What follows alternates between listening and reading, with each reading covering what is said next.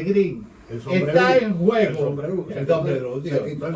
Hoy vino con una estrategia diferente. Este es otro sombrero. Porque venía antes con el sombrero bolchevique de Euclides Gutiérrez. Tú cambiaste como Manuel, y ahora tengo un sombrero de otro tipo. Pero Pelegrín, ¿está en riesgo la soberanía de la República Dominicana en contexto con este informe del Consejo Económico Social? no está en riesgo. Eso es equivocado. Está aplastada. Está en proceso de desintegración. En proceso de renuncia, de entrega de la soberanía. Y por ende, de la integridad territorial y demográfica de República Dominicana. Y eso solamente lo para, lo he dicho y lo repito aquí, una revolución nacional. Que lo vayan entendiendo todos los dominicanos. Que lo vayan entendiendo. Miren, yo conozco muy profundamente este tema. He sido actor, he sido testigo aquí en una etapa con José Ricardo, en todo lo que tuvo que ver con el pacto de nación y otras etapas anteriores con Manuel Núñez. Bueno, aquí con todos ustedes y con muchos otros actores. Y voy a dar testimonio de algunas cosas que la gente tiene que conocer. Miren, aquí se hizo un pacto de la oligarquía dominicana con la oligarquía haitiana, con los empresarios haitianos. Los empresarios dominicanos, algunos empresarios, porque están mutando a ser empresarios, se aliaron con la oligarquía haitiana en el plan de crear el espacio insular de los 25 o los 30 millones. Ese pacto se sirvió a los participantes. Correcto. Supuestamente como material. Ese acuerdo se venía manejando propiamente desde el gobierno de Obama, 2009, 2010, en negociaciones que se hicieron, incluso la más importante en el estado de la Florida, en la Universidad Internacional de la Florida, con representantes de los empresarios dominicanos, los empresarios haitianos y ambos cancilleres, el canciller haitiano y el canciller dominicano. Y pactaron la unificación del mercado. El argumento que se usaba entonces para ese proyecto era que la isla tenía que estar unida para el comercio y la inversión antes de que Cuba se abriera. Recuérdense que en esa misma época había una negociación en paralelo con Cuba para la apertura de Cuba en la economía. Estados Unidos llegó incluso a restablecer las relaciones con Cuba, plenas. Pero en ese periodo se le decía a los empresarios, hay que unirse en la isla para no quedarse rezagados. Y entonces se hizo esa gran entente. Los empresarios de aquí obviamente estaban actuando bajo la seducción de los poderes internacionales, los europeos, y sobre todo del presidente Clinton, que directamente estaba involucrado en el tema. Se involucró. ¿Qué pasa? Ese plan tenía que fracasar. Porque cuando tú haces un acuerdo con un Estado fallido, en principio todo falla, porque un proceso de integración necesariamente necesita institucionalidad y en Haití no hay ese nivel de institucionalidad. Haití propiamente es un enclave del crimen organizado transnacional. Y a los empresarios dominicanos se les dijo, desde muy temprano que ese tipo de relación era una relación de alto riesgo. Ellos van a tener muchos dolores de cabeza con este tema, porque hay unos vasos comunicantes de la economía canalla que hay en Haití hacia el territorio dominicano, y ya hay incluso informes muy claros de que el enclave principal para la distribución de droga hacia Europa, hacia Estados Unidos, es Haití, y obviamente la salida de esa droga pasa en buena medida, no solamente por República Dominicana, pero en buena medida por los puertos y aeropuertos de República Dominicana. ¿Qué pasa? Eso se agrava con la crisis del terremoto. Y ahí empieza la crisis política de Haití. Los empresarios dominicanos jugaron la política que Clinton y el Corey Group trazaban. Ellos que hicieron imponer a Martelly y desde aquí le dieron apoyo. Lo impusieron, trucando las elecciones, pero le dieron apoyo. Estaba en tercer lugar. Estaba en tercer lugar, no calificaba, pero si los norteamericanos querían a Martelly y el Corey Group quería a Martelly, entonces había que poner a Martelly y los de aquí contribuyeron. Eso se fue agravando porque empezó el pleito en el gobierno de Martelly entre la corriente apoyada por la revolución bolivariana, dirigida desde Cuba, todo eso, y los intereses americanos. Por eso Gary Conil empieza a denunciar que los fondos de Petrocaribe habían sido defraudados por la clase empresarial dominicana, la clase empresarial haitiana, políticos dominicanos en Haití y políticos haitianos también que jugaron esa carta. O sea, obviamente, eso ha ido agravándose y tiene un punto de inflexión importante cuando el presidente Abinader pacta con el presidente Moïse, el famoso acuerdo del 10 de enero del 2021.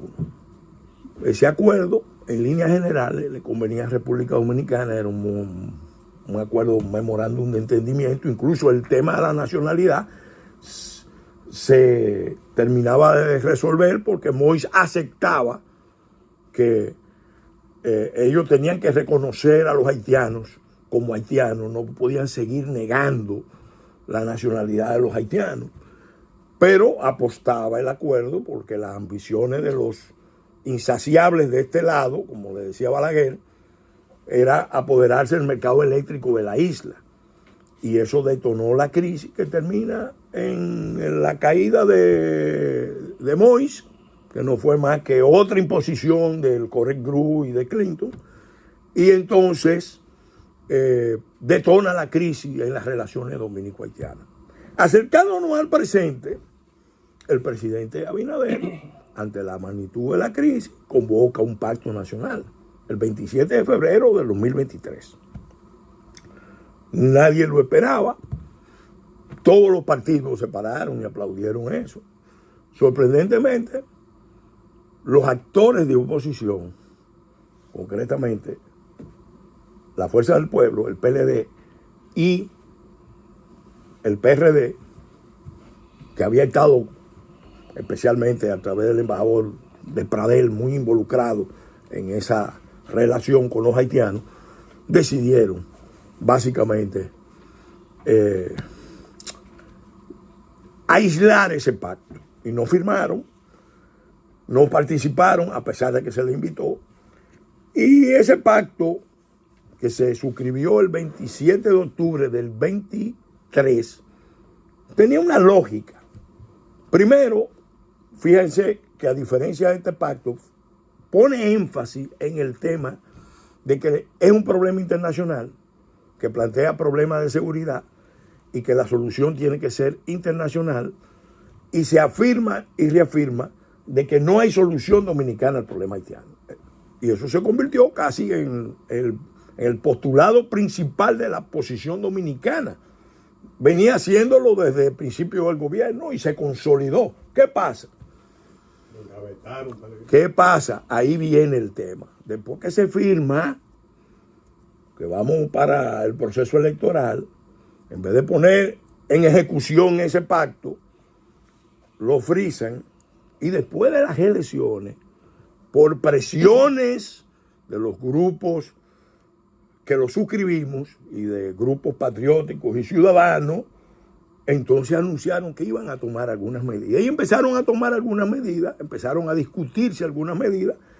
Y obviamente, como había gente dentro del gobierno que estaba en contra totalmente del muro, del cambio de política, que estaban a favor de la política del mercado de los 25 millones, entonces esa gente le fue diciendo a los haitianos, miren, hay que parar esto. Y en marzo, tome la cronología que es clave, en marzo del 25, el gobierno haitiano anuncia una medida poderosa. Se prohíben las exportaciones dominicanas hacia el mercado haitiano, temporalmente. No pueden entrar mercancías de producción dominicana o de otra parte hacia el mercado haitiano por vía terrestre. Obviamente, eso pone en jaque automáticamente a todos los grandes grupos que estaban haciendo muchos cálculos angurriosos, insaciables, como decía Balaguer, con que vamos a dominar el mercado haitiano. No, y es el cambio de la soberanía por negocio. Claro, el cambio de la soberanía por negocio. Sí, sí. Porque los haitianos en esto, hay que reconocerlo, siempre han Sí, estado puntos. muy claros en que ellos pueden abrir el mercado, pero la contraparte, Soberanía. la contraprestación es Dominicana. que nosotros liberalicemos los flujos migratorios para que ellos puedan venir por acá. Eso no es nuevo, eso lo planteó Duvalier, óiganme, en el año 1970. Lo que pasa es que se ha retomado y lo había planteado Naciones Unidas en el año 49, pero ahora, en medio de este contexto, se ha enforzado, porque la idea es que el problema de Haití hay que resolverlo a expensas de República Dominicana. Después de este pacto, porque miren, yo recibí información, incluso lo admitió y está ahí en un programa, el mismo Leslie Voltaire, que es uno de los cerebros más articulados del Consejo de Transición Presidencial de Haití. Yo recibí información de que Cancillería, me imagino que Roberto Álvarez, él menciona a Roberto Álvarez, pero Rubén, Chico, otros le habrán dicho, mire, este acuerdo con los presidentes, porque los haitianos preguntaron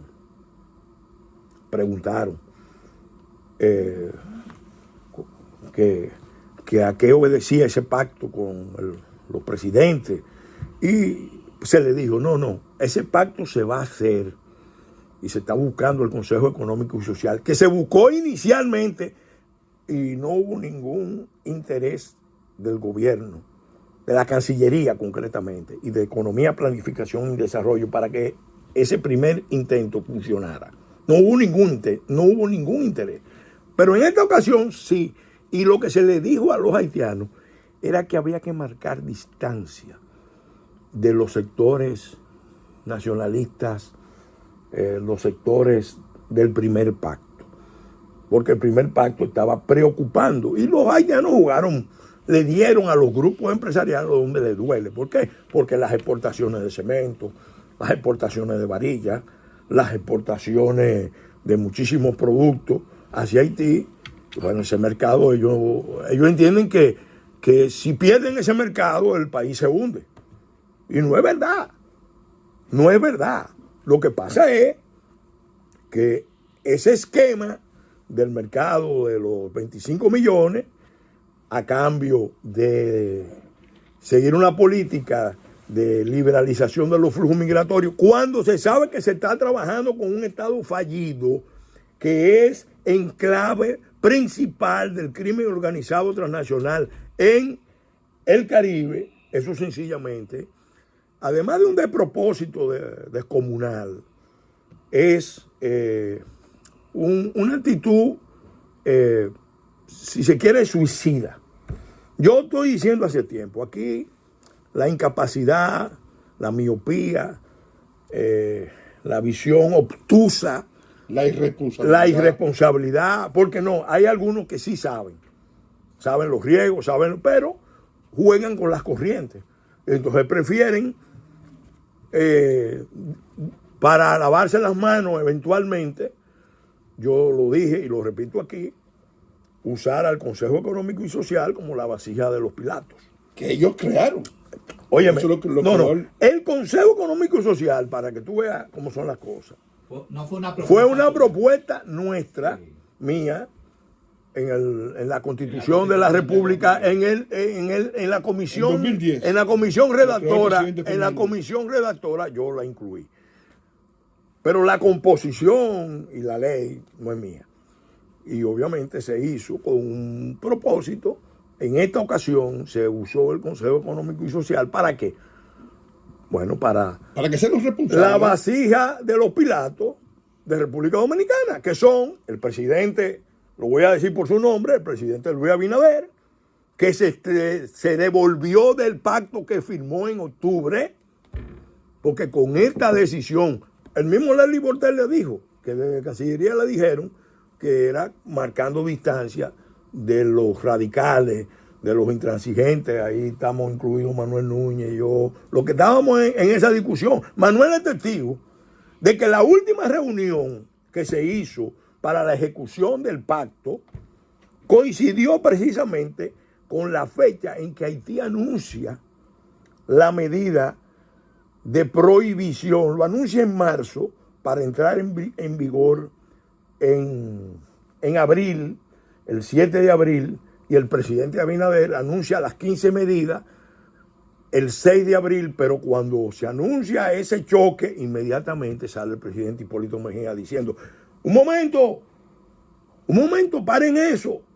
Y aparecen otros diciendo del empresariado, paren eso. ¿Por qué? Porque necesitamos los haitianos. No, es que se amarraron a un esquema y no se han dado cuenta de que si hay una oportunidad de salirse de la trampa con el menor daño posible y de ayudar a encontrar una solución internacional al problema de Haití, en Haití, es precisamente ahora con la administración Trump. Pero no, es que están amarrados de una manera tal que uno dice, bueno, ¿y qué es lo que está pasando aquí? ¿Cuáles son las fuerzas que están amarrando a todo este liderazgo? El presidente Fernández, el presidente Hipólito Mejía, que dicho sea de paso, yo creo que una caja de sorpresa. Ahora es progresista. Óigame, Es progre. había un amigo, Miguel Ángel Velázquez, que decía que a Hipólito había que llamarlo Insólito Mejía. Hipólito, señores, fue a Argentina a criticar las corrientes autoritarias a nivel internacional que están en un foro del progresismo mundial, que están amenazando el multilateralismo y el pluralismo político. Bueno, pues Hipólito Mejía es de los que más ha empujado con su apoyo, que son el ministro Limber, Wilfredo Lozano, su representante. Qué bueno que haya ido ahí como su representante. ¿Por qué? Porque ese es el apoyo principal y también de la vicepresidenta, perdón, de doña Milagro. Sí, pero esencialmente mencioné los otros dos roles que él tenía. No, pero esencialmente, Pellegrino, sí. El pacto, Luis Abinader quería involucrar a los expresidentes en la inclusión de una decisión que sea una decisión del país, de toda la clase política dominicana, y el presidente Fernández lo rebotó para allá. Lo metió en el CES. Por eso y que él sabía cuál era la posición del CES, porque el CES está penetrado por los jesuitas, el consejo, por la sociedad civil, óyeme, y por gente que ha militado el consejo, en contra del interés el Consejo Económico y Social, repito, fue convertido en la vasija de los Pilatos y el presidente Fernández lo rebotó para allá precisamente para él exculparse. No, aquí nadie va a poder culparse. José Ricardo lo dijo muy claro. Aquí nadie puede alegar ignorancia. Eso que se está haciendo es un crimen contra el país. Técnicamente un atentado contra la integridad territorial y demográfica del país. Es un atentado contra la soberanía y la autodeterminación. Yo no sé para qué el presidente va a ir a Naciones Unidas. si va a ir a decir no hay solución dominicana al problema haitiano, a repetirlo. Ya encontré una solución. ¿Por qué? O ya tenemos. Porque el que lee ese documento, así, lee ese documento Civilismo. y lee el previo del pacto, ve los énfasis, llega a la conclusión de que sencillamente el Estado Dominicano se rindió y que está preparándose para ser el administrador de la crisis y cobrar un fee de administración. Aunque hay una crisis internacional, lo sabe todo el mundo. Aquí nadie puede alegar ignorancia. Nadie puede negar. ¿Tú En el recuerdas, liderazgo del Pelegrín? país, nadie puede alegar ignorancia. Pelegrín, yo fui vapuleado en la última reunión. En la última Vapulearon. reunión a Manuel lo vapulearon porque hizo un planteamiento muy correcto, pero había una tensión en el ambiente. ¿Por qué? Porque el plan de regularización se rechazó tajantemente en el primer acuerdo. Y yo fui responsable principal de objetar cualquier variante de regularización. Fuiste calificado de fascista por Sí. Luis Ortega Tuzo. Bueno, Por Ortega Tuzo. pero viniendo de un trotskista como él, yo, No, de un enemigo del país. viniendo de un El trotskista trotskismo como es- él, yo me fue siento, poesía. yo me siento reconocido. Yo no voy para ese diálogo porque eso no va para ningún Sí, lado. pero lo que no, pero fíjate, ¿qué es lo que estamos demostrando? La incapacidad de ponernos de acuerdo. ¿Por qué? Porque ahí se hizo el primer intento y se boicoteó. Y después, Se han para violado. bloquear lo que se acordó, que tiene suficiente sí. lógica Se y llevó al fuerza, CES. entonces se busca Pero el otro fue una el- salida que es, no, el otro no fue al CES. No, No señor. fue al CES. No sé, no, Se entró no ahora. fue al CES. El Es CES más, entró ahora. en Cancillería se hizo el primer intento, en la sede de la Cancillería, se hicieron 5 reuniones y fracasaron. Y después el presidente dijo, bueno, vamos a seguir adelante, y se invitó a la clase política. Y la clase política desertó, empezando por la Fuerza del Pueblo, el PLD y el PRD. Básicamente. Que incluso en la campaña electoral hasta le hicieron el juego a posiciones muy peligrosas que tenían los haitianos. Ahora, ¿qué pasa? Aquí no se trata de buscar culpables en este momento, pero sí de que el pueblo dominicano, lo digo para cerrar, miren, este es un problema nacional. Cuando las clases dirigentes de un país fracasan asumiendo los roles, una clase dirigente de un país, la clase política sobre todo, tiene la obligación de marcar la dirección, tiene la obligación de dar ejemplo, de ejemplaridad, y tiene la obligación de empresariado en el sentido de la capacidad de traducir los planes en acciones. Bueno, pues resulta, aquí ahora mismo, con ese documento, con ese pacto, lo que se ha evidenciado es que el país está sin defensa, que se le dio la peor respuesta de claudicación y de entrega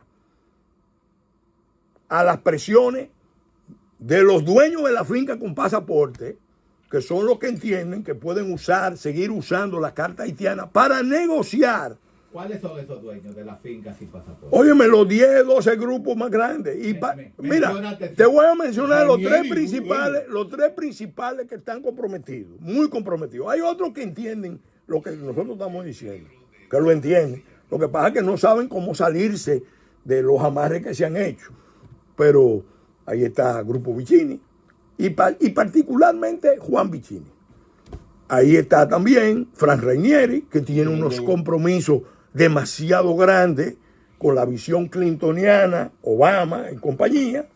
Y también está Fernando Capellán, que es el que conoce la génesis del Grupo Codevi y todo lo que se concibió, porque nosotros fuimos al de Recasta por un acuerdo que se hizo, que lo auspició Luis Álvarez Renta, llevando al presidente Hipólito Mejía con el presidente Aristide, a donde Bush hijo, y el mediador de eso fue un venezolano, Carlos Andrés Pérez. que preparó la cita. Y ahí fue que se llegó al acuerdo. Vamos al DR Casta, le vamos a dar el beneficio del acceso al DR Casta, a cambio de que ustedes asuman el compromiso con la ley HOT, que después se convierte en ley HEL. Y yo lo discutí con altos cargos del Departamento de Estado y del Departamento de Comercio, porque yo era presidente de la Comisión de Industria y Comercio y objeté el acuerdo del DR Casta. Sobre todo me alarmé cuando en Washington me dicen, los felicitamos a ustedes, y ahí estaba el diputado Cruz Pichardo que me acompañaba, los felicitamos a ustedes porque ustedes han asumido, por los compromisos que ustedes asumieron con Haití. Y yo le pregunto a Cruz Pichardo, en un evento del Woodrow Wilson Center, estamos ahí con diputados de Centroamérica y norteamericanos y técnicos, le pregunto, Cruz, pero aclárame esto porque no están hablando de unos compromisos. ¿Tú sabes de algún compromiso? Después el que aclaró todo fue el señor Robert Selly aquí en el Senado, que lo dijo claramente. Y nosotros se lo advertimos. No se puede hacer un acuerdo de este tipo para manejar una crisis internacional como la planteada por un Estado fallido, colapsado, que es enclave del crimen organizado transnacional, que es zona de desastre ecológico, que es zona de desastre sanitario. No se puede manejarlo con estos instrumentos de comercio y con una visión binacional. Es más, ese acuerdo incluso, si uno lo lee conociendo todos estos antecedentes, ve cómo ellos siguen acariciando el espacio, el tercer espacio binacional. Las menciones de la binacionalidad que están en ese acuerdo apuntan a ¿qué? A la visión original, pero ¿qué hay en ese tercer espacio? Ahí está la Tierra Rara, ahí está la cuenca más alta de la isla, el más grande de todo el Caribe. Todo el Caribe. Los haitianos quieren que esa cuenca esté bajo control de ellos, o binacional, y el puerto de Manzanillo. La cuenca de Haití bonito. Entonces, vamos a estar claros. Aquí, óigame, por razones de tiempo, no podemos entrar en más detalle. Pero yo le digo al pueblo dominicano que tiene que prepararse para una lucha de resistencia nacional, para demostrarle a esos dueños de la finca con pasaporte que esta es una república, que aquí hay un proyecto de nación, que es por el que se ha luchado mucho frente a grandes potencias. Si en este momento el pueblo dominicano no se empodera, no se espanta y se pone en plan de pelea, lo van a liquidar, porque estamos en modo yesé. Y se lo estamos diciendo a los presidentes también, y a la clase política, y a los senadores y los diputados, y a los miembros del Tribunal Constitucional. Si siguen con esta línea de claudicación y de entrega del territorio nacional, el pueblo dominicano tiene legítimo derecho a apelar a los cielos, como decía, a clamar a los cielos, como decía John Locke cuando quería referirse a la rebelión, A las fuerzas al del derecho cielo. a la rebelión. Gracias, Pelegrín, por ese compendio.